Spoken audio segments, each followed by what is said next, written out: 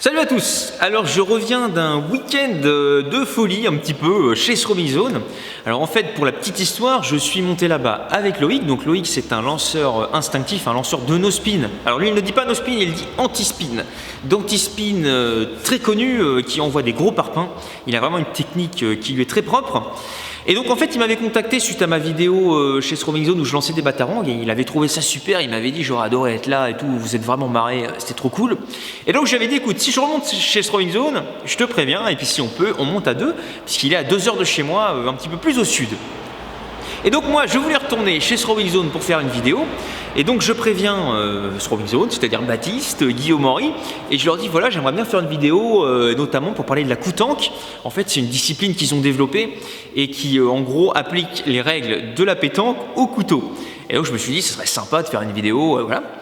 Et du coup je préviens un petit peu tous les lanceurs connus sur les réseaux, tous les lanceurs un petit peu actifs. Donc je préviens un lanceur d'acier que vous ne connaissez sûrement pas parce qu'il a une chaîne YouTube, mais c'est une toute petite chaîne YouTube pour le moment. Ça fait pas longtemps qu'il fait des vidéos, ça fait pas longtemps qu'il lance, mais il lance énormément en no spin et il progresse beaucoup, il s'est déjà bien lancé. Donc je préviens un lanceur d'acier et je lui dis écoute, on voudrait monter, faire une vidéo, est-ce que tu viendrais chez Throwing Zone?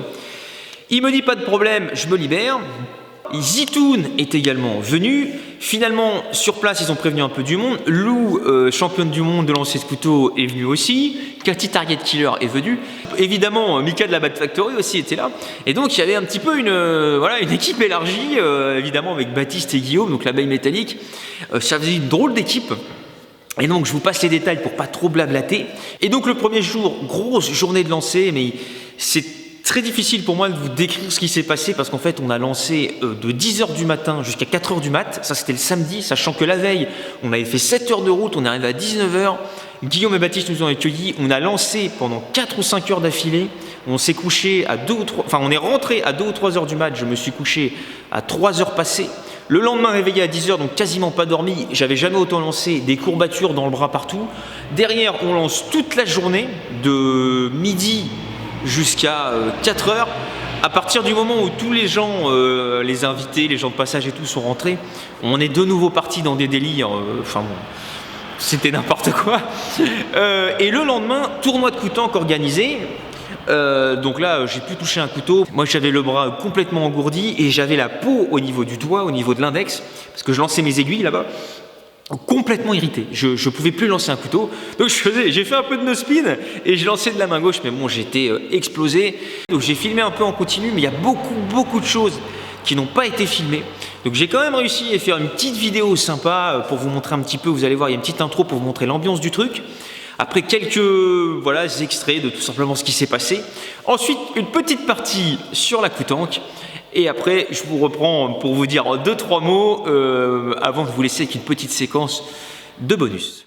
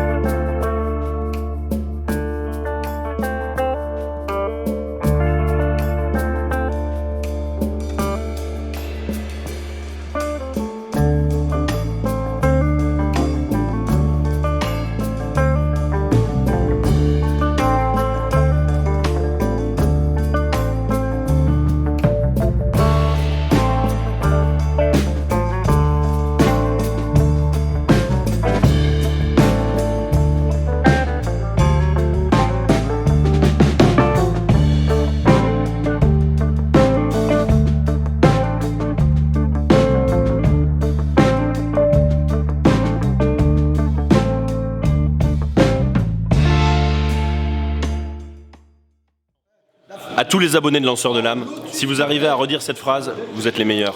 Suis-je chez ce cher Serge? Il fait chaud chez ce cher Serge. La France se désolidarisera-t-elle un jour? Suis-je chez ce cher Serge? Allez Maxime! Allez! Reculez un peu, il est sous rotation.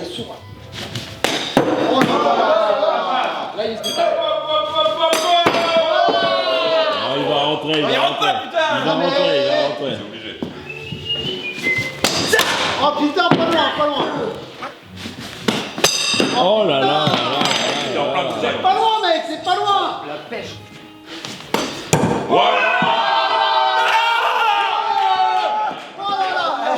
félicitations.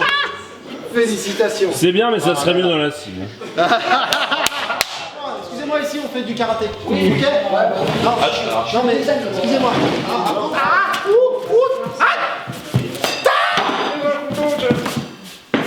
Putain. On va essayer en jambe arrière.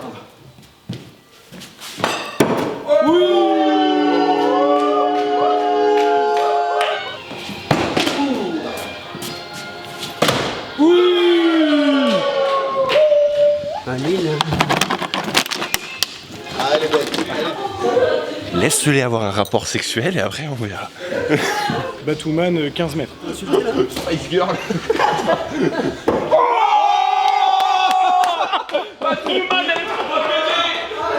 C'est pas une Alors il y a quoi?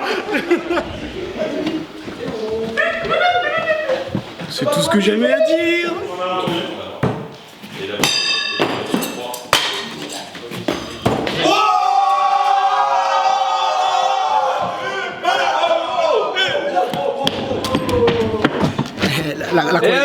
La qualité. Oh là là.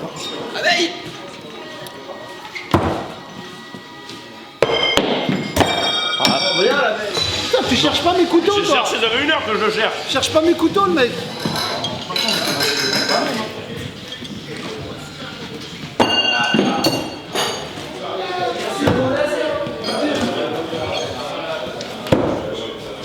Tu le tues pas, au moins tu l'assommes. Après tu récupères le bâtard, hein, tu finis le travail.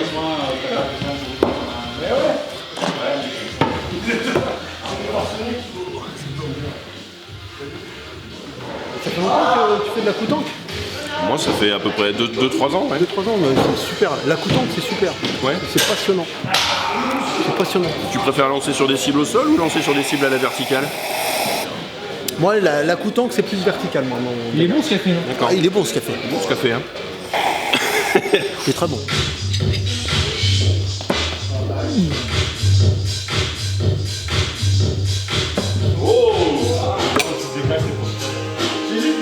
Le but c'est de terminer le plus proche du clou. Les zones ici, c'est pas fait pour compter les points, ça sert à rien qu'à déterminer quel couteau est plus proche sans avoir à mesurer toutes les 2 secondes, tout simplement. En général, on prend 3 couteaux par personne. On va tirer au sort quelle équipe commence, et l'équipe qui commence engage, et lance un premier couteau. Et du coup là, le point est pris, puisque le couteau est planté, la pointe est dans la cible. Peu importe l'emplacement. Du coup maintenant c'est à l'autre équipe de jouer. Par exemple, je ne plante pas, c'est toujours à moi. Je plante mais je suis pas plus proche, c'est toujours à moi. Je suis obligé de lancer mon dernier couteau, je reprends le point. Et maintenant c'est à Guillaume de jouer, moi j'ai plus de couteau. Tant qu'on n'est pas l'équipe la plus proche du clou, on continue de jouer. Encore une fois, c'est le principe de la pétanque si vous connaissez un peu les règles. Le lancer de coutanque est seulement par en dessous, aussi appelé le lancer underhand. C'est-à-dire qu'on n'a pas le droit de lancer un couteau de coutanque par-dessus. Il doit être lancé par en dessous et il doit être lancé dans l'axe de la cible. On a tous les mêmes couteaux quand on fait des rencontres. Donc c'est des couteaux de coutanque homologués par la WCA. Je vous présente le logo, vous voyez, un petit clou, le couteau, et c'est du coup la World Coutank Association qui représente, c'est l'association qui représente et qui fait la promotion de la coutanque.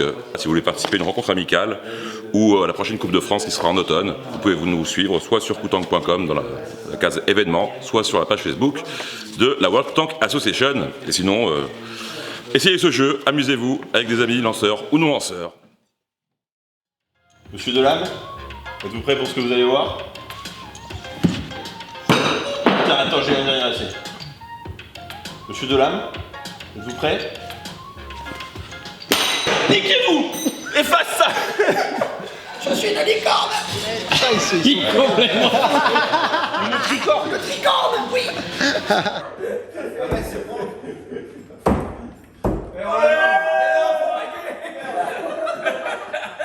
Allez, ça tourne.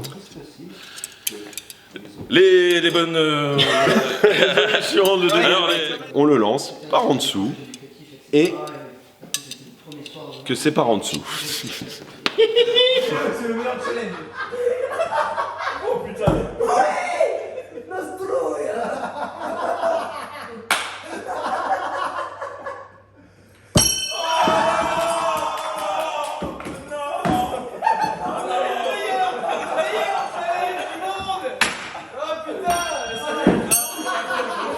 On ne le prend pas comme ça. de travers parce que ça permet de... ça fait chier. Il y a du montage. Je